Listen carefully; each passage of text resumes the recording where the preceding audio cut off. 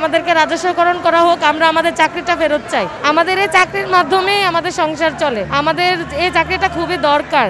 আজকে ৭১তম দিন আমাদের শান্তিপূর্ণ মানববন্ধনের এবং আমাদের যৌক্তিক দাবি মেনে নেওয়ার জন্য মাননীয় উপদেষ্টা মহোদয়কে আমরা অনুরোধ জানাচ্ছি যেন আমাদের দাবিগুলো মেনে নেওয়া হয়। আমাদের প্রথম দাবি হচ্ছে আমাদের তথ্য পাওয়া সকল জনবল যেন রাজস্বকরণ করা হয়, এবং আমাদের দ্বিতীয় দাবি হচ্ছে আমাদের যে কর্তনকৃত বেতন ভাতা কেটে নেওয়া হয়েছে রাজস্বকরণের আশ্বাস দিয়ে আমরা সেই টাকাটা ফেরত চাচ্ছি। অনতি বিলম্বে যেন আমাদের সেই টাকাটা পরিশোধ করে দেওয়া হয়। আমরা মেয়েরা এইখানে রাস্তায় থাকার কারণে কত মেয়েদের স্বাস্থ্য সমস্যা হচ্ছে, বাচ্চাদেরকে নিয়ে আসার কারণে বাচ্চারা অসুস্থ হয়ে যাচ্ছে। আমার বাচ্চার মেডিকেল কাগজপত্র নিয়ে আমি সাথে ঘুরতেছি, ও হাসপাতালে ভর্তি আছে।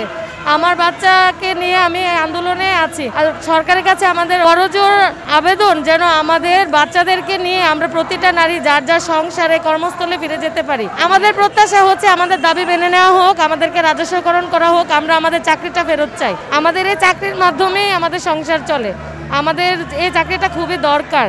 গ্রামীণ প্রান্তিক জনগোষ্ঠীর জন্য যেমন আমাদেরকে দরকার, তেমনি আমাদের নিজস্ব যে নারীর ক্ষমতায়ন, এটার ক্ষেত্রেও তো আমাদের চাকরিটা না থাকলে আমাদের ক্ষমতায়নটা হচ্ছে না। আমরাও দুর্বল হয়ে পড়ছি, আমরা মানসিকভাবে ভেঙে পড়ছি। এই যে 7 বছর যাবৎ আমরা পরিশ্রম করলাম, আমাদের কেরিয়ার তো আমরা অন্যদিকে মুভ করতে পারতাম। ওনারা আমাদেরকে আশা দেওয়ার কারণেই আমরা অন্যদিকে মুভ করি নাই। এই চাকরির ফিউচার দেখেই আমরা এখানে জয়েন করেছিলাম। এখানে ডিপিপিতে লেখা ছিল যে চাকরির মেয়াদ শেষে জনবল সহ রাজস্বকরণ করা হবে, কিন্তু এখন ওনারা আমাদের দাবি মানছে না। সেজন্য আমরা রাস্তায় পড়ে আছি। আজকে ৭১ দিন হলো। আমরা চাচ্ছি যে আমাদের দাবি অনবরত বিলম্বে আমাদের দাবিগুলো মেনে নেওয়া হোক।